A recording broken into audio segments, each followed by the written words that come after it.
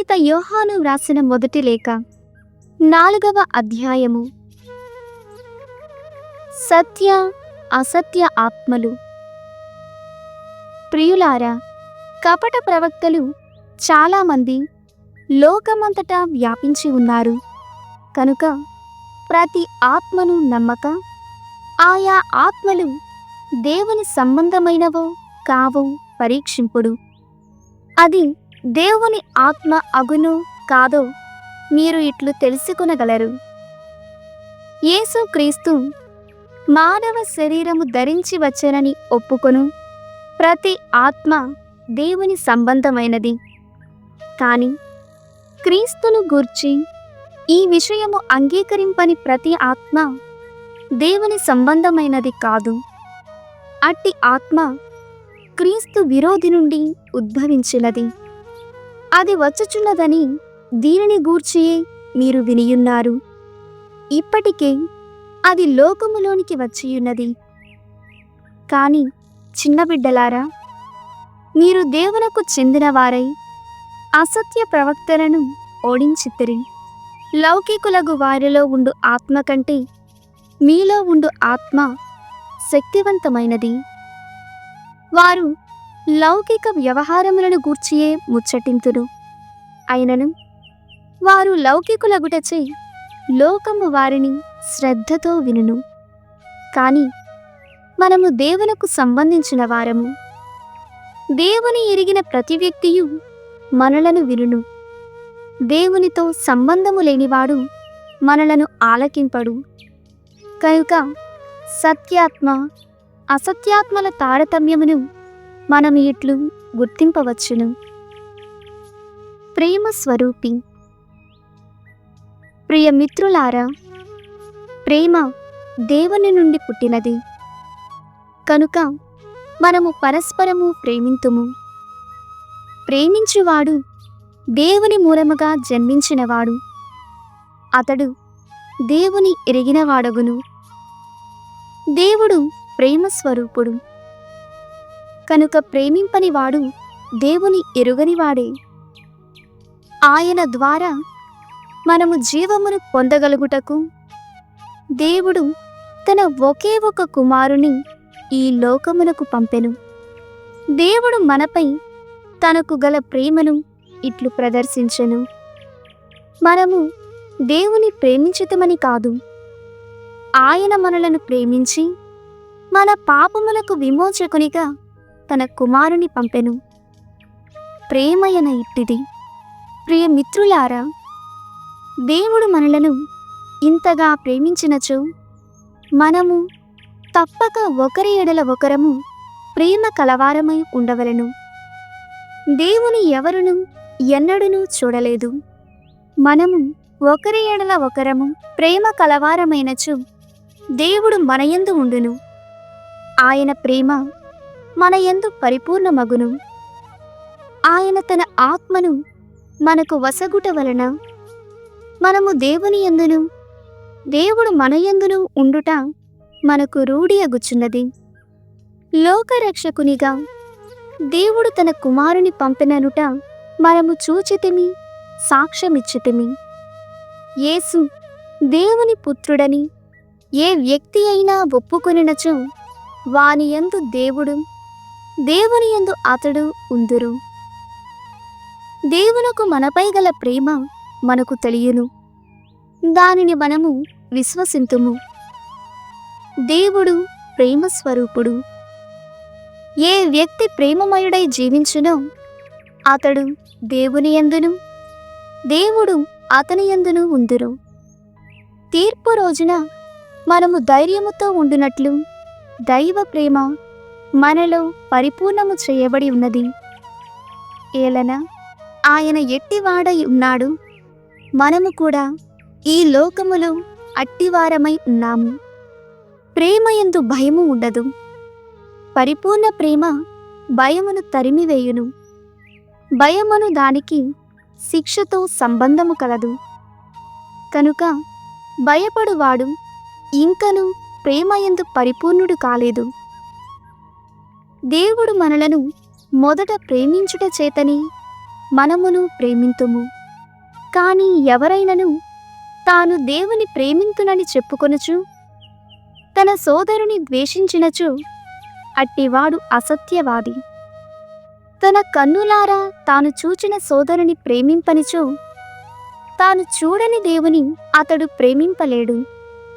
కనుక దేవుని ప్రేమించువాడు తన సోదరుని కూడా ప్రేమింపవలను అనునదియే క్రీస్తు మనకు వసగిన ఆజ్ఞ. 5వ అధ్యాయము. లోకముపై మన విజయము. యేసు మెస్సయ్యా అని విశ్వసించు ప్రతి వ్యక్తి దేవుని బిడ్డయే.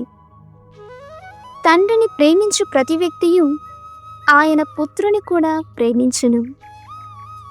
దేవుని ప్రేమించుచు ఆయన ఆజ్ఞలకు విధేయులమగుట ద్వారా మనము దేవుని బిడ్డలను ప్రేమించుచుంటిమని మనకు తెలియను. దేవుని ప్రేమయన ఆయన ఆజ్ఞలకు మనము లోబడుటయే. ఆయన ఆజ్ఞలు మనకు అంత కఠినములు కావు. దేవుని నుండి వచ్చినదంతయు లోకమును ఓడించును.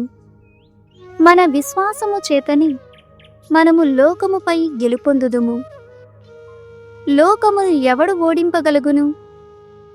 యేసు దేవుని పుత్రుడు అని నమ్మువాడు మాత్రమే. యేసుక్రీస్తును గూర్చిన నిదర్శనము. ప్రత్యక్షమైన ఆయన యేసుక్రీస్తే. ఆయన జలముతోనూ రక్తముతోనూ వచ్చెను. ఆయన కేవలము జలముతోనే కాక జలముతోనూ రక్తముతోనూ వచ్చెను. ఆత్మ సత్యము కనుక సాక్ష్యమిచ్చువాడు ఆత్మయే. సాక్ష్యాధారములు 3, అవి ఆత్మ, జలము, రక్తము. ఆ 3ను ఏకీభవించుచున్నవి. మానవులిచ్చు సాక్ష్యములను మనము నమ్ముదుము. మరి దేవుడు ఇచ్చు సాక్ష్యము దానికంటే బలవత్తరము. ఇది దేవుడు తన కుమారుని గూర్చి వసగిన సాక్ష్యము. కనుక దేవుని పుత్రుని విశ్వసించు ప్రతి వ్యక్తియు తన హృదయమున ఈ సాక్ష్యము కలవాడగును. దేవుని విశ్వసింపని వ్యక్తి తన కుమారుని గూర్చి దేవుడొసగిన సాక్ష్యమును నిరాకరించిన వాడై దేవుని అసత్యవాదిగా చేయుచున్నాడు. దేవుడు మనకు నిత్య జీవము నొసగియున్నాడు. అది ఆయన కుమారుని ద్వారా మనది అగును. ఇది ఆ సాక్ష్యము. కుమారుని పొందిన ప్రతి వ్యక్తి యందు ఈ జీవము ఉన్నది. దేవుని కుమారుని పొందని వ్యక్తి యందు జీవము లేదు. నిత్య జీవము. దేవుని కుమారుని నామమును విశ్వసించు మీరు నిత్య జీవము కలవారని తెలుసుకొనుటకై మీకు ఇట్లు వ్రాయుచున్నాను. ఆయన చిత్తానుసారముగా ఆయనను మనము ఏదేని కోరినచో ఆయన తప్పక వినునని మనకు ఆయన యందు నమ్మకము కలదు. మనము ఏమి అడిగినను ఆయన మన మనవిని ఆలకించునని మనకు తెలియును. కనుక మనము కోరినది ఆయన వసగునని మనకు తెలియను. తన సహోదరుడు మరణకారకము కాని పాపము చేయుట ఎవడైనను చూచిన ఎడల అతడు దేవుని ప్రార్థింపవలెను. ఆ మరణకారకము కాని పాపము చేసిన వానికి దేవుడు జీవము నొసగును. మరణకారకమైన పాపము కూడా కలదు. దానిని గూర్చి మీరు దేవుని ప్రార్థింపవలయునని నేను చెప్పుటలేదు. సమస్త అక్రమము పాపమే, కాని అందు మరణకారకము కాని పాపము ఉన్నది. దేవుని బిడ్డ ఎవడును పాపములను కొనసాగింపడని మనకు తెలియను. దేవుని కుమారుడు వారిని రక్షించును. దుష్టుడు వానికి హాని చేయలేడు. మనము దేవునికి సంబంధించిన వారమనియు లోకమంతయు దుష్టుని ప్రభావమునకు లోబడి ఉన్నదనియు మనకు తెలియను. దేవుని కుమారుడు దర్శనము ఇచ్చెననియు యథార్థముకు దేవుని మనము గ్రహించు వివేకము మనకు వసగిననియు మనకు తెలియును. మనము దేవుని యందు ఆయన కుమారుడగు యేసుక్రీస్తునందు ఉన్నాము. ఈయనయే యథార్థమగు దేవుడు, నిత్య జీవము. చిన్న బిడ్డలారా, విగ్రహములకు దూరముగా ఉండుడు. పౌలు తిమోతికి వ్రాసిన మొదటి లేఖ 1వ అధ్యాయము. మన రక్షకుడగు దేవుని, మన నమ్మికయగు క్రీస్తు యేసుని ఆజ్ఞచే క్రీస్తు యేసు అపోస్తులుడైన పౌలు విశ్వాసమును బట్టి నా నిజమైన కుమారుడగు తిమోతికి పితయగు దేవుని నుండి మన ప్రభువగు క్రీస్తు యేసు నుండి నీకు కృప, కనికరము, సమాధానము. అసత్య బోధనలను గూర్చిన హెచ్చరికలు. మాసిదోనియాకు వెళ్ళబోవచ్చు నేను నిన్ను కోరిన విధముగా నీవు ఎఫెసునందే ఉండుము. అచట కొంతమంది అసత్య బోధనలను చేయుచున్నారు. వారు మానివేయునట్లు నీవు ఆజ్ఞాపించవలెను. ఆ కట్టు కథలను, అంతులేని వంశావళులను వదిలివేయవలెనని వారికి బోధింపుము. అవి వాగ్వివాదములను మాత్రమే కలిగించునుగాని దేవుని ప్రణాళికను తెలియచేయవు. ఆ ప్రణాళిక విశ్వాసము వలన తెలియదగును. ప్రజల యందు ప్రేమను రూపొందించుటకే నేను ఇట్లు ఆజ్ఞాపించుచున్నాను. ఆ ప్రేమ నిర్మలమగు హృదయము నుండి, స్వచ్ఛమగు మనస్సాక్షి నుండి, యథార్థమగు విశ్వాసము నుండి ఉద్భవింపవలెను. కొందరు వీని నుండి విముఖులై వితండవాదములలో పడి తమ త్రోవను కోల్పోయారు. తాము దేవుని చట్టమును బోధించు వారలమని వారు చెప్పుకొందురే గాని వారు మాట్లాడున్నది, రూఢిగా పలుకున్నది వారికే బోధపడదు. ధర్మశాస్త్రము తగిన పద్ధతిగా వినియోగింపబడినచో అది ఉత్తమమైనదే. కాని ధర్మశాస్త్రము సత్పురుషుల కొరకు కాక చట్టమును అతిక్రమించు వారి కొరకును, అవిధేయుల కొరకు, భక్తిహీనుల కొరకు, పాపాత్ముల కొరకు, అపవిత్రుల కొరకు, మత దూషకుల కొరకు, పితృహంతల కొరకు, మాతృహంతల కొరకు, నరహంతల కొరకు, వివాహేతర లైంగిక సంబంధాలు గలవారలు, పురుష సంపర్కులు, మనుష్య చోరులు, అబద్ధీకులు, అప్రమాణికులు, సత్యబోధ వ్యతిరేకులు, అవినీతి పరుల కొరకు రూపొందింపబడినది. ఈ సత్యబోధ పావనుడైన మహిమగల దేవుడు నాకు అప్పచెప్పిన దివ్యమైన సువార్తకు అనుగుణముగా ఉన్నది. దేవుని కృపకు కృతజ్ఞత. నన్ను తన పరిచర్యకు నియమించి నమ్మకమైన వానిని కావించినందుకు, నాకు కృషి చేయుటకు శక్తిని మొసగిన మన ప్రభువగు క్రీస్తు యేసుకు నేను కృతజ్ఞతలను అర్పించుకొనుచున్నాను. పూర్వము నేను ఆయనను దూషించి, హింసించి, అవమానించినను అది తెలియక అవిశ్వాసము వలన చేసి తిని కనుక దేవుని దయ నాకు లభించెను.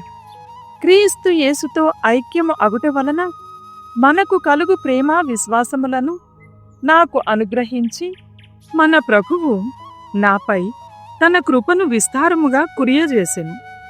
అట్టి పాపాత్ములను రక్షించుటకే క్రీస్తు యేసు ఇహలోకమునకు తరలివచ్చెను. ఇది నమ్మదగినది, సంపూర్ణ అంగీకారయోగ్యమైన వార్త. నేను పాపాత్ములలో ప్రథముడను. అందువలననే క్రీస్తు యేసు నాపై సంపూర్ణ సహనమును కనికరమును చూపెను. ఇక ముందు నిత్య జీవము పొందుటకై ఆయనను విశ్వసింపవలసిన వారందరికీ నేను ఆదర్శప్రాయుడనుగా ఉండుటకే ప్రధాన పాపినైన నాయందు ఆయన ఇట్లు చేసింది. అమరుడును, అగోచరుడును, నిత్యుడును, రాజునగు ఏకైక దేవునకు కలకాలము గౌరవము మహిమ కలుగునుగాక. ఆమెన్.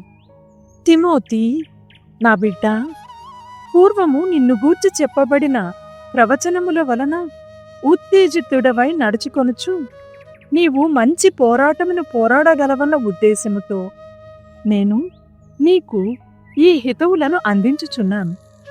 నీ విశ్వాసమును నిర్మలమగు అంతఃకరణమును కాపాడుకును.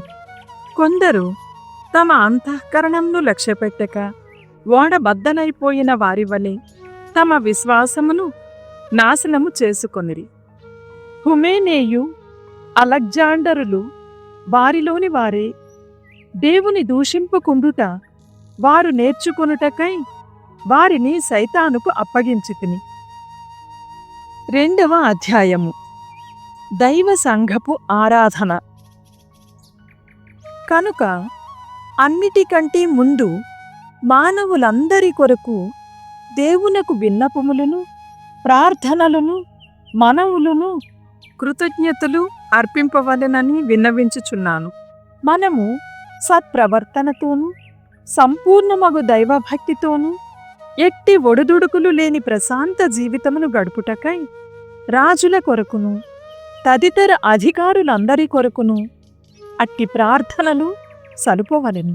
అది ఉత్తమమును మన రక్షకుడగు దేవునికి ఆమోదయోగ్యమును అయినది. మానవులు అందరూ రక్షింపబడవలయునని, సత్యమును తెలుసుకొనవలయునని దేవుని అభిలాష. దేవుడు ఒక్కడే. దేవుని మనుజులను ఒక చోట చేర్చు మధ్యవర్తియు ఒక్కడే. ఆయనే మనుష్యుడైన క్రీస్తు యేసు. మానవాళి రక్షణకై క్రయధనముగా ఆయన తనను తాను అర్పించుకొనెను. మానవులందరూ రక్షింపబడవలెననిడి దేవుని కోరిక తగిన సమయమున నిదర్శనమాయను. అందువలననే దీనికి నేను ప్రచారకునిగాను, అపోస్తులునిగాను, అన్యులకు విశ్వాసమునందును సత్యమునందును బోధకునిగాను నియమింపబడితిని. నేను అసత్యమాడుట లేదు, యథార్థమును మాత్రమే చెప్పుచున్నాను. ఎల్లెడలా పురుషులు క్రోధముగాని తర్కముగాని లేకుండా చేతులు మోడ్చి భక్తితో ప్రార్థింపవలెనని నేను కోరుచున్నాను. స్త్రీలు తమ దుస్తుల విషయమున వివేకముతో మర్యాదస్తులుగా మెలగవలెనని, సక్రమముగా దుస్తులు ధరింపవలెనని నా వాంఛ. వారు చిత్ర విచిత్రములగు జడలను, బంగారు ఆభరణములను, ముత్యములను, మిగుల విలువైన వస్త్రములను ధరింపక దైవభక్తి గలవారమని చెప్పుకొను స్త్రీలకు తగినట్లు సత్కార్యముల చేత తమ్ము తాము అలంకరించుకొనవలెను. స్త్రీలు మౌనమును పాటించుచు సంపూర్ణ విధేయతతో బోధనను ఆలింపవలెను. స్త్రీలు బోధన చేయుటగాని పురుషులపై అధికారము కలిగియుండుటగాని నేను అనుమతింపను. వారు మౌనముగా ఉండవలెను. ఏవ కంటే ముందుగా ఆదాము సృష్టింపబడెను గదా. అంతేగాక మోసగింపబడినది ఆదాము కాదు, ఆ స్త్రీయే మోసగింపబడి దేవుని ఆజ్ఞను ఉల్లంఘించినది. కాని అణుకువతో విశ్వాసము, ప్రేమ, పవిత్రత అనువానియందు సుస్థిర బుద్ధితో ఉన్నచో స్త్రీలు బిడ్డలను కనడి ధర్మము వలన రక్షింపబడుదురు. 3వ అధ్యాయము. దైవ సంఘమున నాయకులు. ఎవడైనను సంఘాధిపత్యమున ఆశించిన ఎడల అతడు ఉత్తమ కార్యమును కోరుచున్నాడనుట యథార్థము. దైవ సంఘపు అధిపతి దోషరహితుడును, ఒకే భార్య కలవాడును, విజ్ఞత కలవాడును, ఇంద్రియ నిగ్రహము, క్రమశిక్షణను కలవాడునై ఉండవలెను. అతిథులను ఆదరింపవలెను. ఉత్తమ బోధకుడై ఉండవలెను. అతడు త్రాగుబోతు కాని దుర్జనుడు కాని కాక సాత్వికుడును, జగడమాడని వాడునై ఉండవలెను. అతడు ధనాపేక్ష కలిగి ఉండరాదు.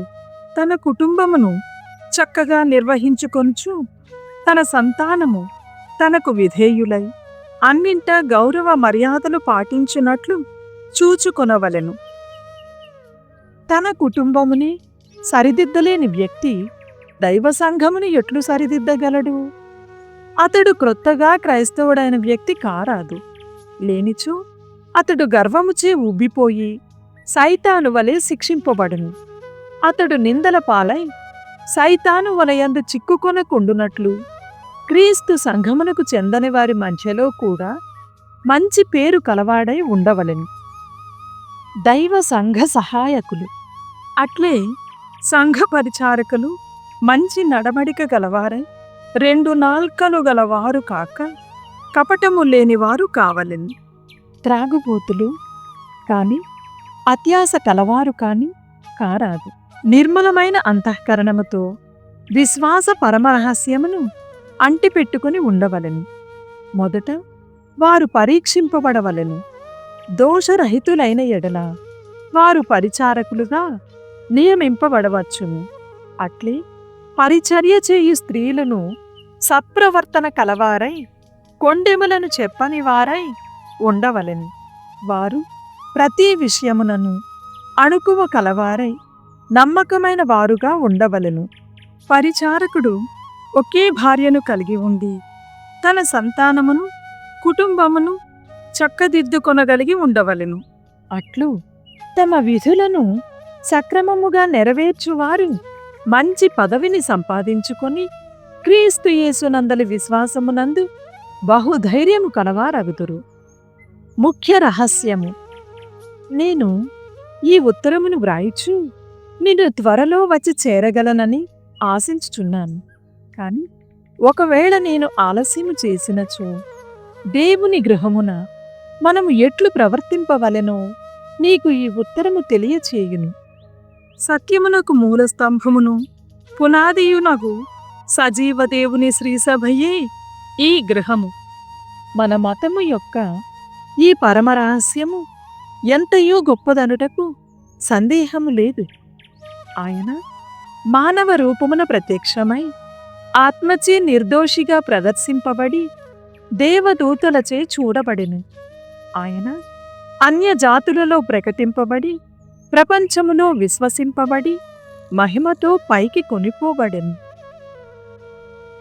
సామెతల గ్రంథము 30వ అధ్యాయము. 4 ప్రాణులు పరిమాణమున చాలా చిన్నవి, కాని తెలివిలో మిక్కిలి గొప్పవి. చీమలకు బలము తక్కువ, కాని అవి వేసవిలో ఆహారము చేకూర్చుకొనును. చిన్న కుందేళ్లకు సత్తువ లేదు, అయినను అవి కొండల మీద వసించును.